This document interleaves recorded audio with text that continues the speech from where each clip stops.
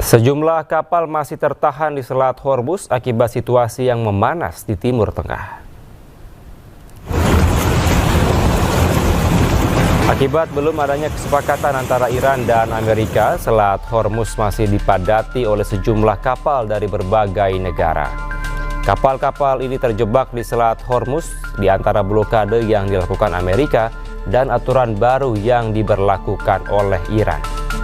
Iran dilaporkan tengah memaksakan kapal yang melewati Selat Hormuz untuk menuruti peraturan baru dan mereka berisiko diserang jika tidak memenuhi peraturan baru tersebut.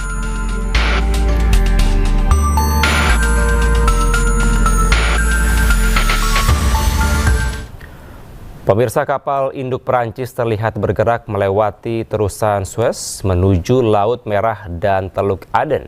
Pengerahan kapal tempur ini terjadi setelah berulang kali mendapatkan kritik dari Amerika Serikat terhadap NATO karena dianggap tidak bersikap terhadap penutupan Selat Hormuz oleh Iran. Prancis mengerahkan kapal induk bertenaga nuklir Charles de Gaulle menuju Laut Merah. Langkah ini merupakan bagian dari rencana misi gabungan Prancis dan juga Inggris untuk memulihkan keamanan pelayaran di Selat Hormuz. Kedatangan kapal induk Prancis ini didampingi dengan beberapa kapal tempur pendukung serta satu kapal selam. Kapal-kapal tersebut dikerahkan oleh negara-negara sekutu Eropa termasuk Italia dan Belanda.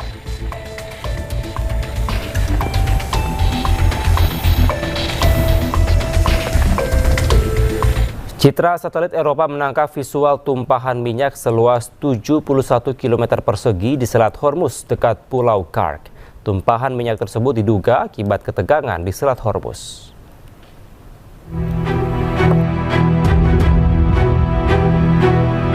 Komando Pusat Amerika Serikat atau CENTCOM melakukan serangan yang menargetkan kapal-kapal Iran dalam operasi maritim. Pasukan AS telah melumpuhkan 2 kapal, yakni MT Sea Star 3 dan MT Sevda. Serangan tersebut diluncurkan saat kapal AS mencoba menerobos blokade Angkatan Laut Iran. Operasi pada 8 Mei tersebut menargetkan kapal tanker minyak Iran tepat sebelum mereka mencapai pelabuhan di Teluk Oman.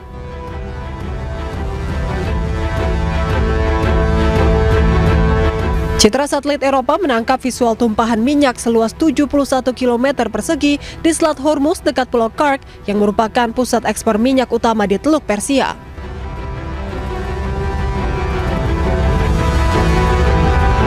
Sementara Iran juga klaim telah menyita sebuah kapal tanker minyak berbendera Barbados pada Jumat karena dianggap mengganggu ekspor minyak Iran.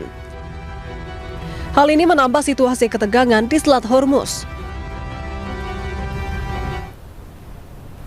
Terima kasih Anda masih di Breaking News. Pemirsa, Uni Emirat Arab kembali menjadi target serangan. Kali ini 2 drone menyerang fasilitas militer Amerika Serikat di sejumlah lokasi. Bandara Internasional Dubai menjadi target serangan rudal. Meskipun sistem pertahanan udara Uni Emirat Arab berhasil mencegat sebagian proyektil, namun puing-puingnya merusak sejumlah area terminal. 4 staf bandara terluka akibat serangan ini. Tidak hanya bandara, pemirsa, serangan drone juga menyasar sebuah kapal kargo yang berlayar dari Abu Dhabi menuju Qatar.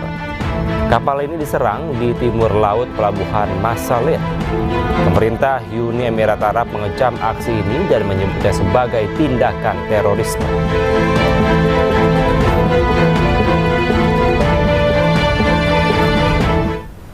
Sementara pemirsa, Iran tegaskan akan melawan setelah kapal tanker miliknya diserang Amerika Serikat. Pasukan elit Iran pun mengejar kapal AS yang melintasi perairan Iran.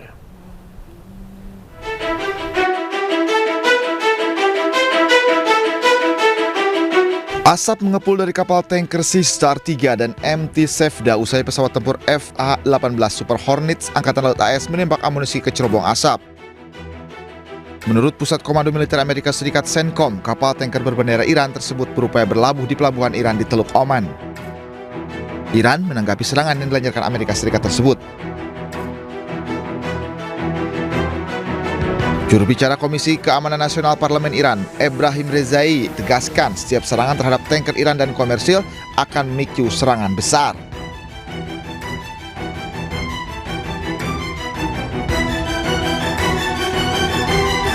Kapal pasukan elit Angkatan Laut Iran mengejar kapal Amerika Serikat yang melintasi perairan Iran.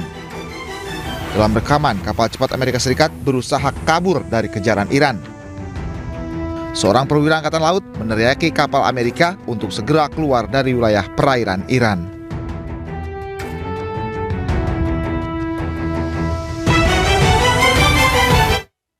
Pemirsa, kondisi pemimpin tertinggi Iran Mojtaba Khamenei terus membaik. Mojtaba pun telah memberikan perintah kepada pasukannya untuk tidak menyerah kepada lawannya.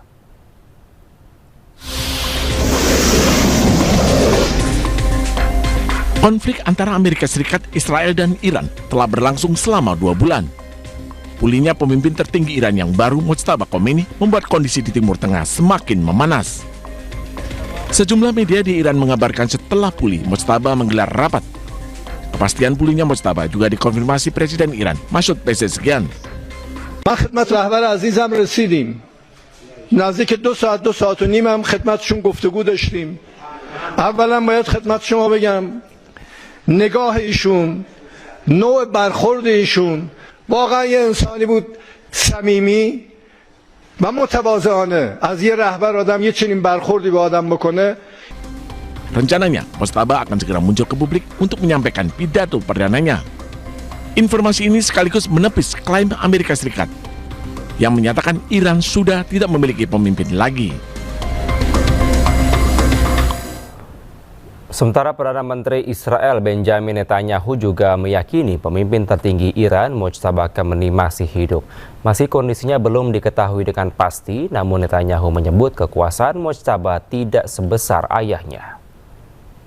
If you ask me what his condition is, first of all, if you ask me if he's alive, I think he is alive.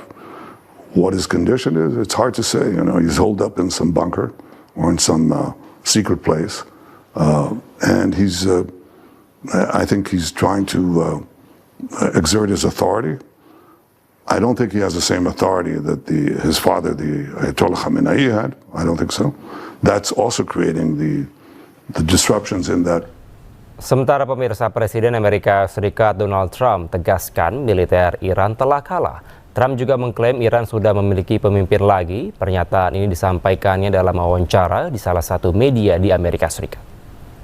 Militarily defeated. In their own minds, maybe they don't know that, but I think they do because I deal with them. And we cannot ever let Iran have a nuclear weapon. But they are militarily defeated.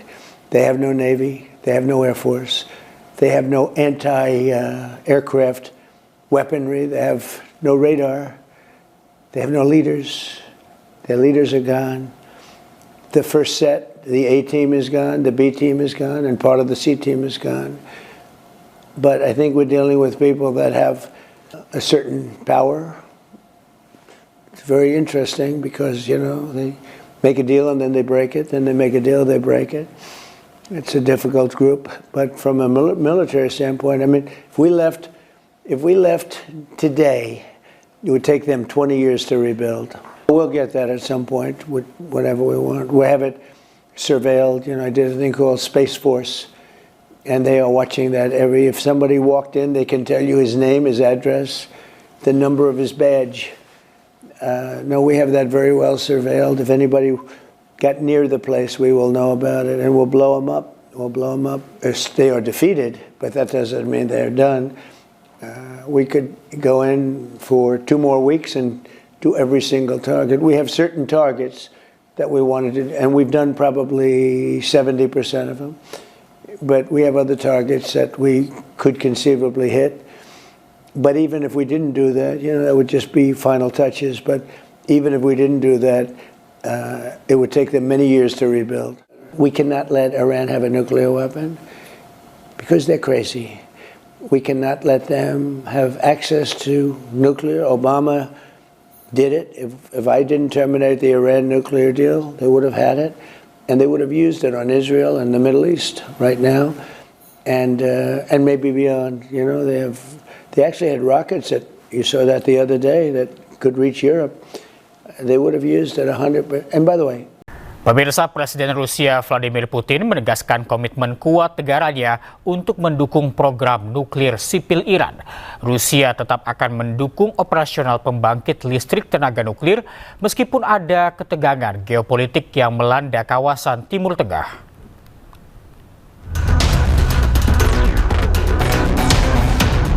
Rusia siap memberikan dukungan bagi pengembangan energi nuklir yang damai di Iran. Presiden Rusia Vladimir Putin menegaskan komitmen kuat negaranya untuk mendukung program nuklir sipil Iran. Putin mengungkapkan bahwa lebih dari 200 ahli nuklir Rusia akan terus bekerja di pembangkit listrik tenaga nuklir atau PLTN Bushehr yang terletak di selatan Iran yang dibangun oleh perusahaan negara Rusia Rosatom. Rusia dengan tegas tetap akan mendukung operasional pembangkit tersebut meski ada ketegangan geopolitik yang melanda kawasan Timur Tengah. Доверяют нам в полном объеме и не без основания доверяют, потому что мы, во-первых, никогда не нарушали никаких договоренностей, во-вторых, мы продолжаем мирные ядерные программы в Иране, построили уже Бушер, который работает, и продолжаем строить. Serangan udara Amerika Serikat dan Israel dalam beberapa bulan terakhir diklaim telah menghantam sejumlah fasilitas nuklir Iran. Namun Iran membantah. Iran mengatakan rantai pasokan nuklir negara tersebut masih utuh, meski Amerika berulang kali menargetkan kawasan yang diyakini memproduksi senjata nuklir.